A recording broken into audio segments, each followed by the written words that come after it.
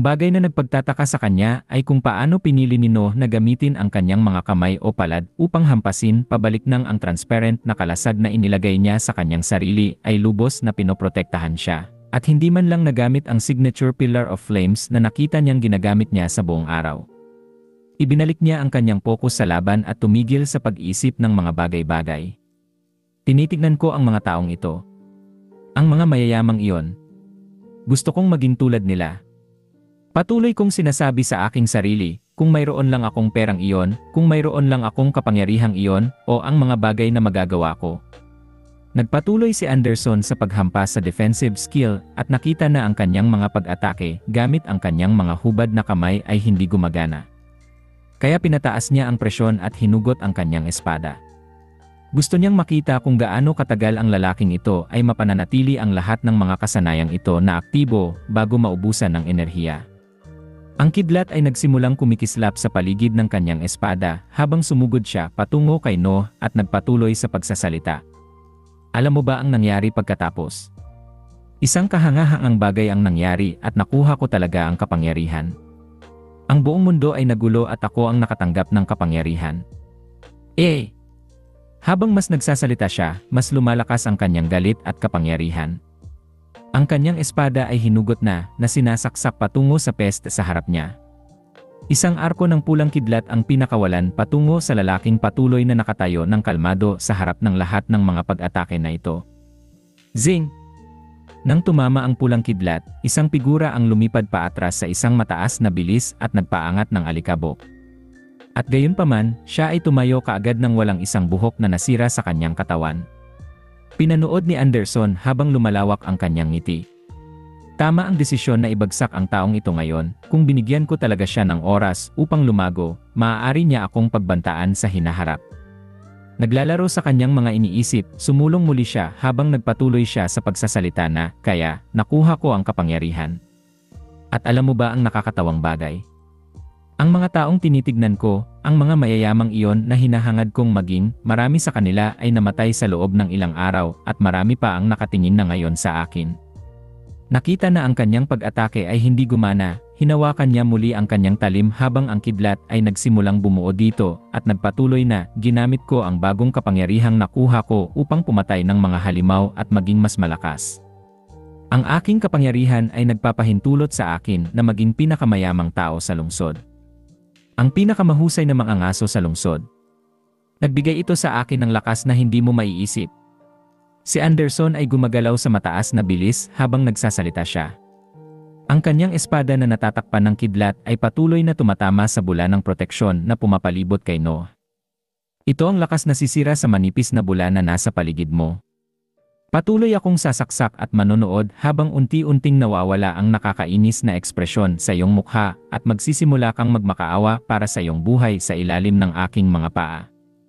Hindi na natili si Noh, gumagalaw papasok at palabas habang ang kanyang mga defensive skills ay lubos na iniwasan ang mga pag-atake ng talim at kidlat na lumabas dito.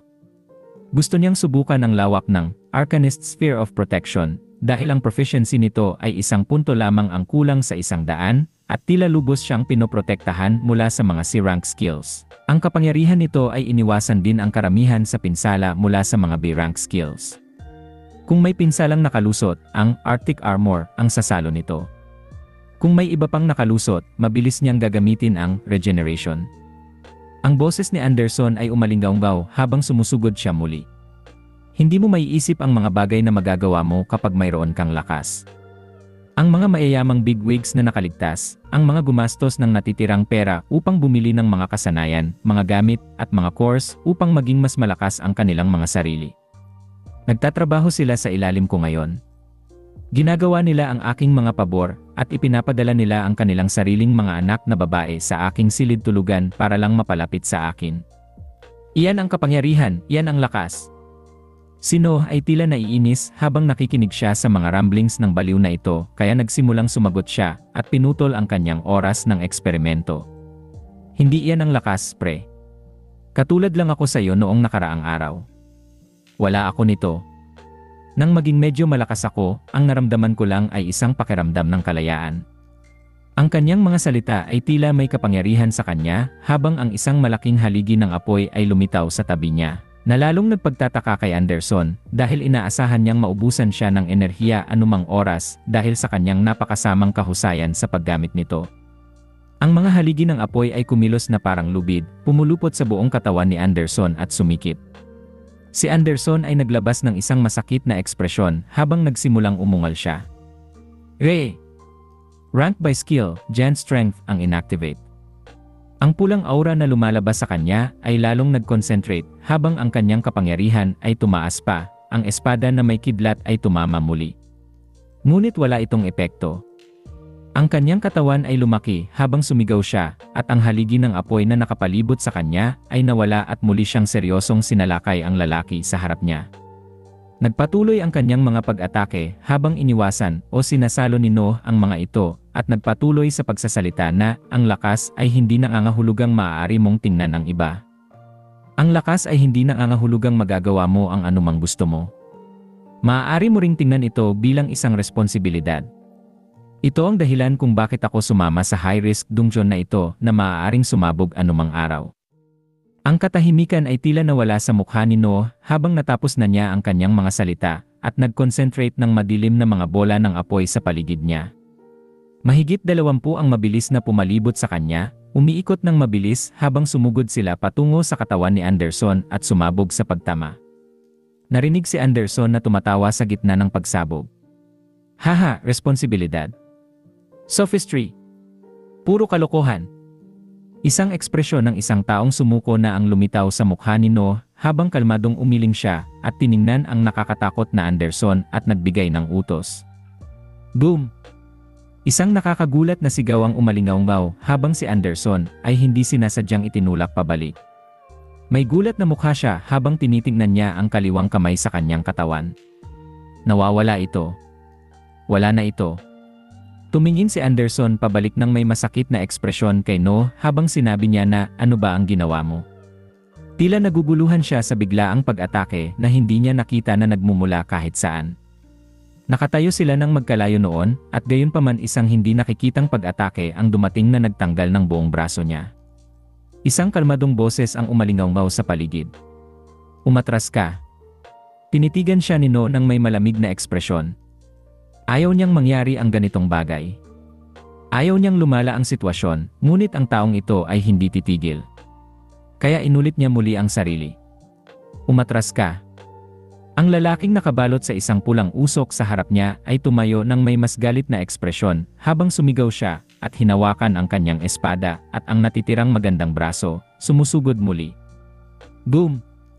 Isa pang pagsabog ang umalingaw sa sandaling sumugod si Anderson, na itinulak muli at ang kanyang mukha ay nagkaroon ng mas masakit na ekspresyon. Ang kanyang chest armor ay sumabog at ang dugo ay umaagos mula sa kanyang dibdib. Huminga siya ng malalim habang tinitingnan niya si No. Hindi niya maintindihan kung paano siya nasasaktan nang ang lalaki ay wala man lang malapit sa kanya. Ano ang nangyayari? Anong uri ng kasanayan ang ginagamit niya? Mahigpit na tinitigan ni No ang lalaki bago niya inulit ang sarili ng muli. Umatras ka. Tiningnan ni No ang lalaki sa harap niya habang patuloy siyang nagsasalita. Maaari mo sanang tinigil ito noon pa man, alam mo ba yon?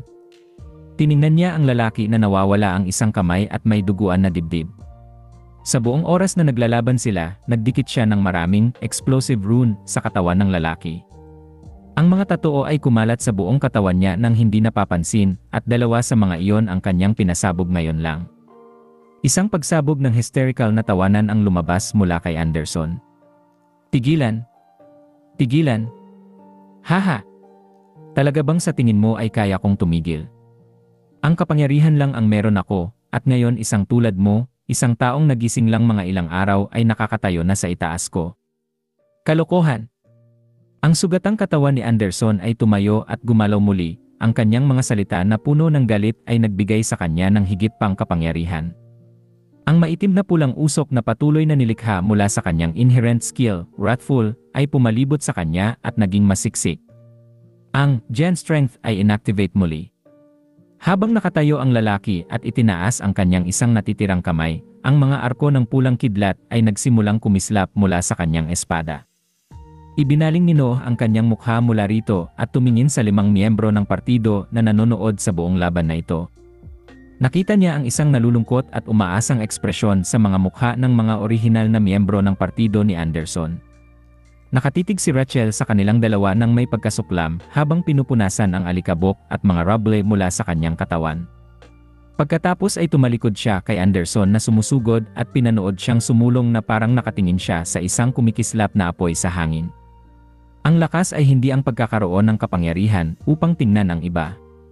Sa sandaling natapos ang mga salita ni Noh, isa pang malakas na pagsabog ang umalingaw habang ang katawan ni Anderson ay hindi maipaliwanag na itinulak palayo. Isang nababaliw na tawanan ang narinig habang lumiliwanag ang pagsabog. Haha! Sinasermunan ako ng isang bata. Sinasermunan ako ng isang taong hindi nauunawaan kung paano gumagana ang mundo. Alam mo ba ang ginawa ko sa aking kapangyarihan? Ang mga halimaw na sinira ko. Ang mga kaawa-awang taong pinatay ko. Ang mga babaeng kinuha ko. Alam mo ba?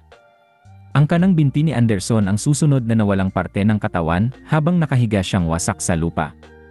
Iniharap niya ang kanyang ulo upang pagmasdan ang kanyang binti, at pagkatapos ay sa kanyang kaliwang braso na nawawala rin.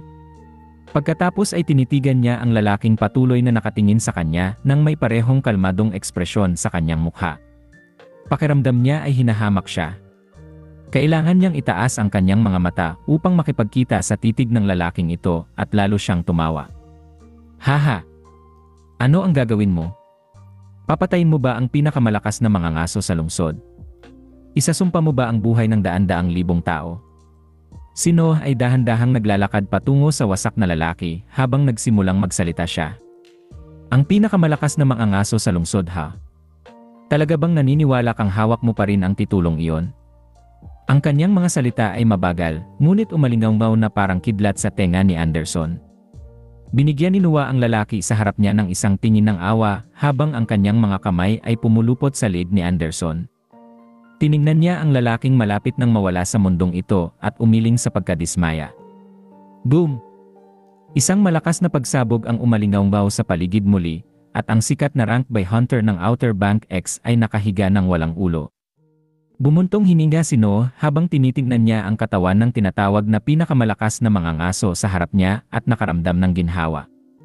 Ayaw niyang maging tulad ng lalaking ito balang araw.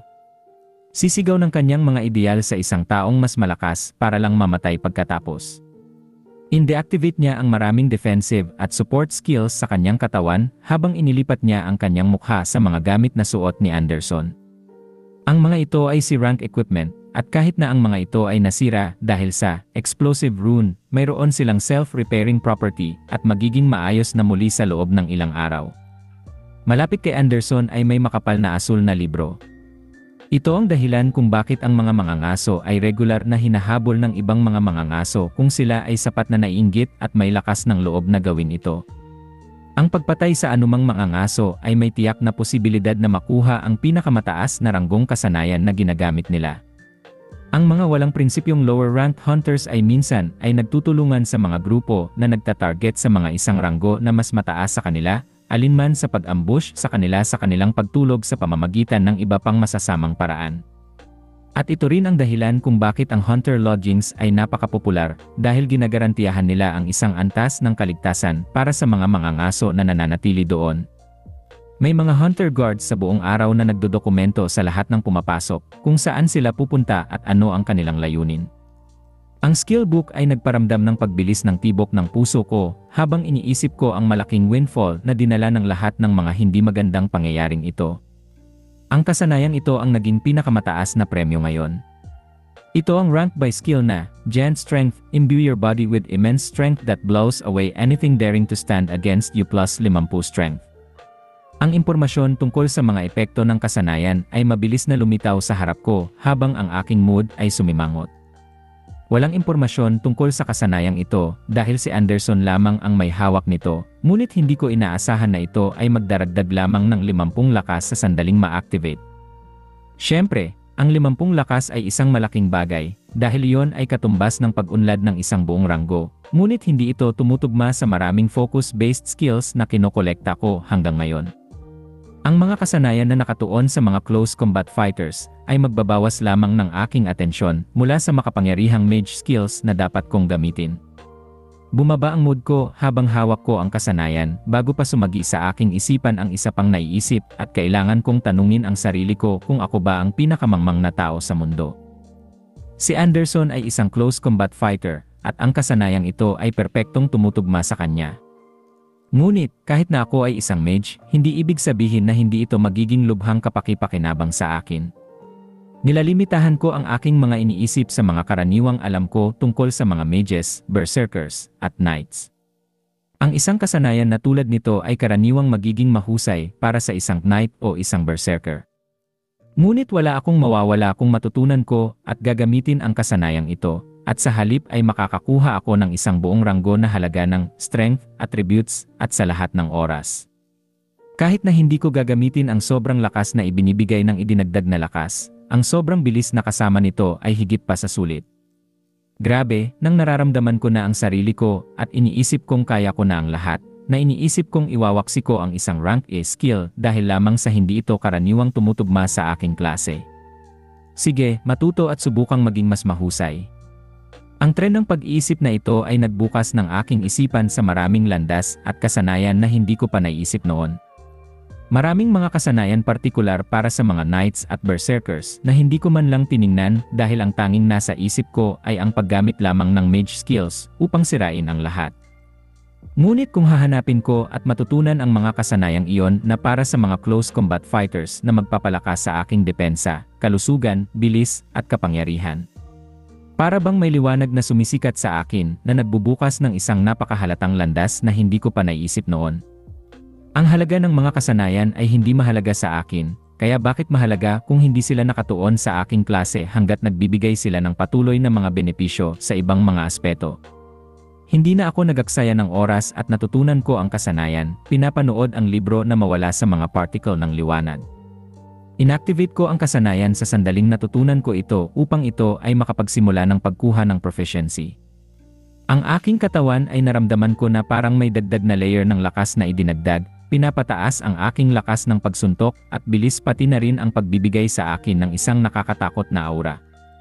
Mantal na tinapik ko ang sarili ko sa likod habang inilalagay ko ang item na nasuot ni Anderson sa aking storage ring at dinala ang kanyang ring of storage kasama ko. Iniwan ang isang wasak na katawan sa lupa habang naglalakad ako patungo sa kanyang mga miyembro ng partido.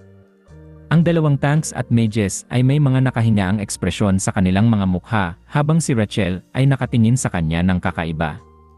Ang kamatayan ay hindi isang bihirang bagay para sa mga mangangaso. Nakakita na sila ng maraming mga miyembro ng kanilang koponan na namatay at karamihan ay natutuwa kapag hindi sila namatay.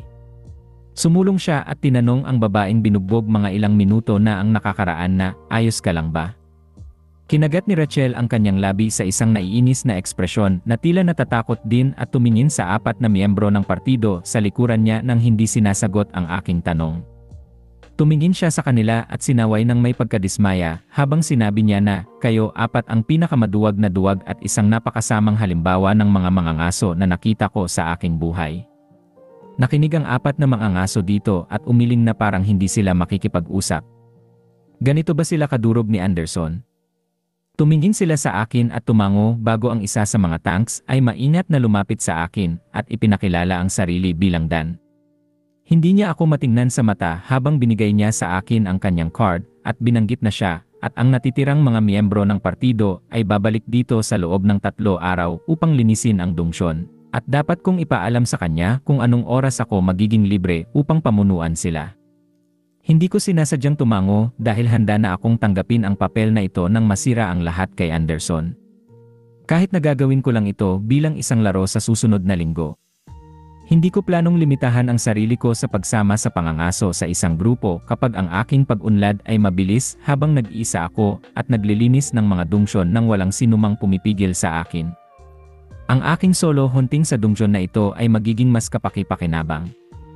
Pinanood ni Rachel ang palitan habang nagpapalitan kami ng impormasyon at pinanood ang mga mangangaso na pumunta sa Berdeng Kristal upang umalis sa dungsyon.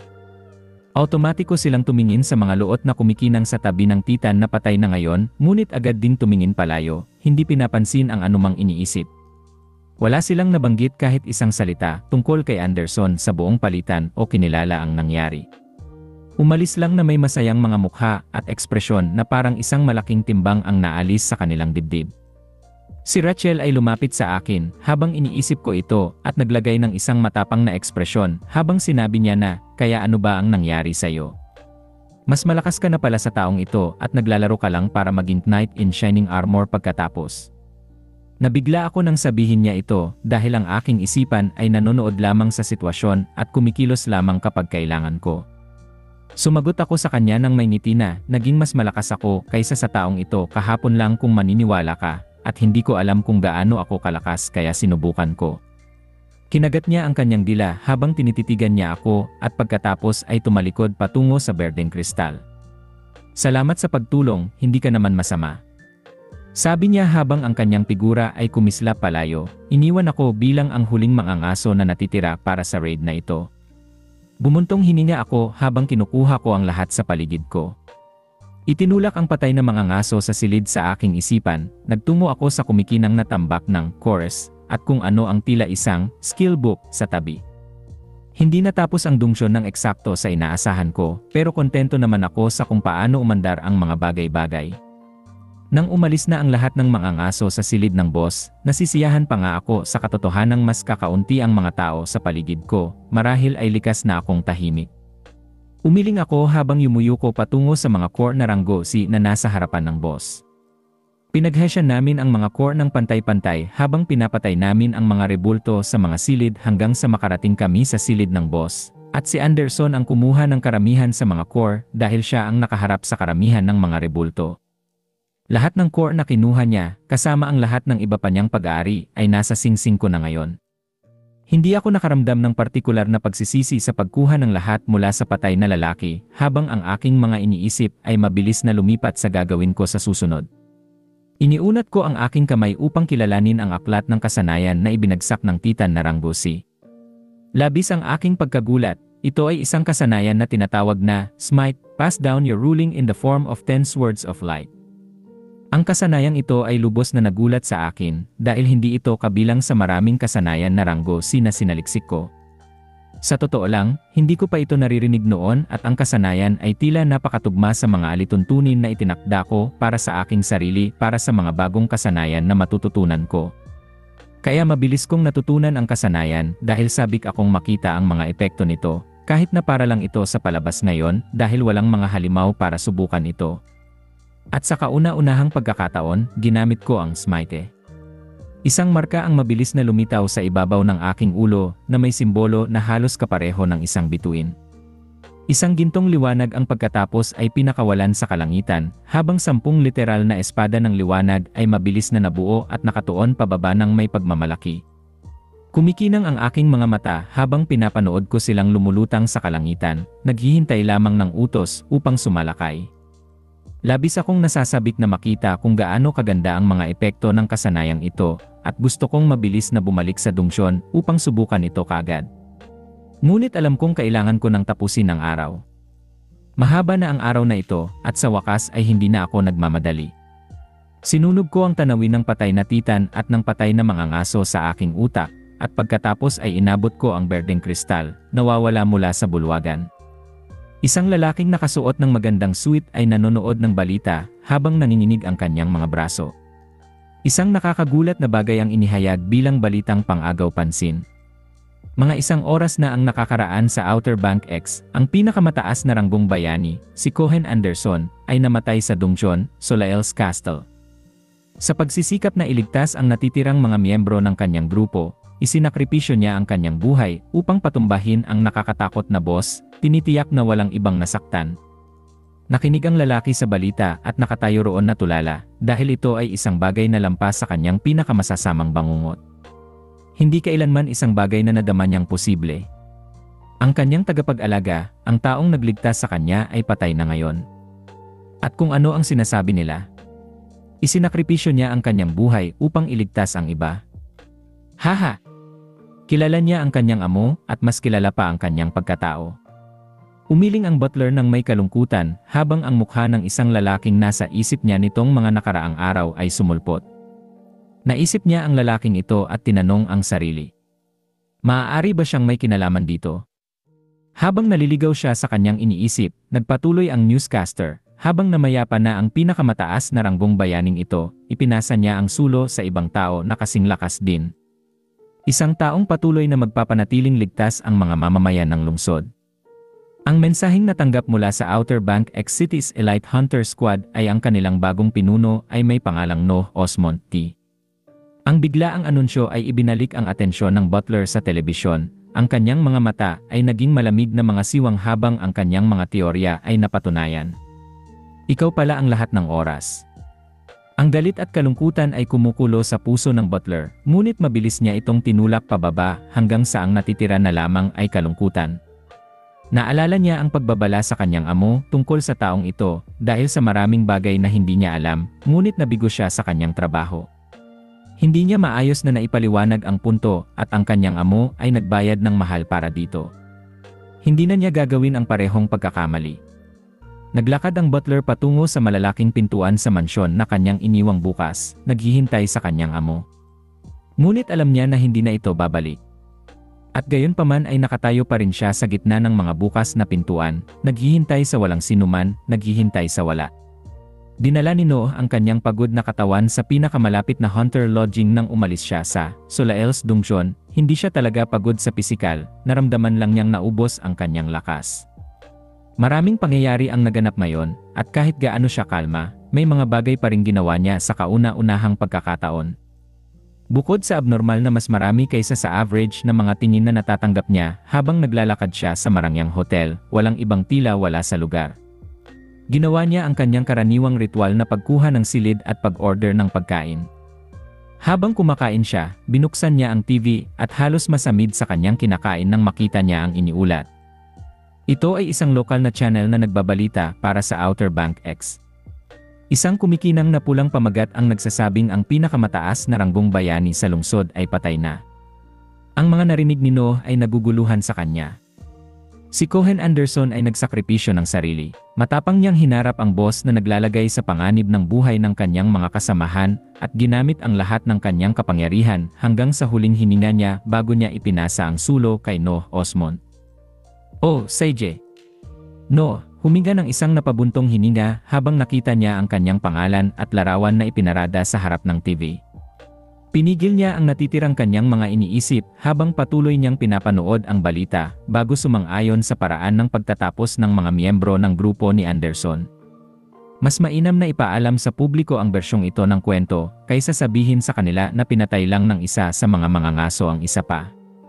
Pinanatili ng mga opisyal ang impormasyon na maikli at tiyak, isang mangangaso ang patay at isa pa na kasing lakas, kung hindi man mas malakas pa, ang pumalit sa kanya.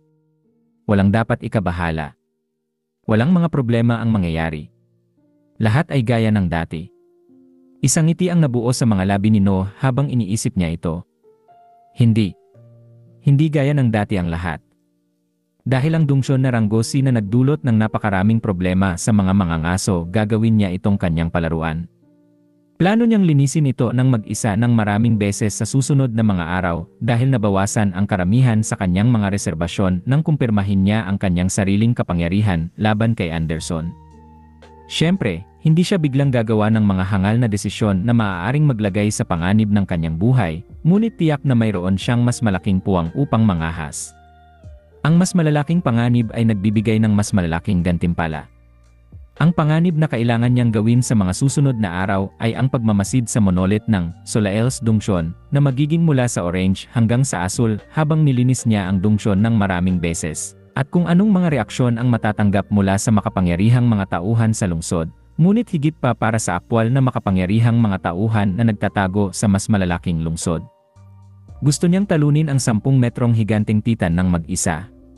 Gusto niyang patuloy na tumaas ang kanyang lakas at patuloy na lumawak ang kanyang hanay ng mga kasanayan. Hindi na niya gaanong lilimitahan ang sarili. Noah Osmond. Trabaho, mangangaso. Sigla, 150 plus 30. Konsentrasyon. Lakas, 150 plus 50. Maaga akong nagising kinabukasan dahil masyadong ako nasasabik na subukan ang maraming bagay ngayong araw. Napakaraming ideya ang pumapasok sa isip ko kaya hindi ko alam kung saan magsisimula.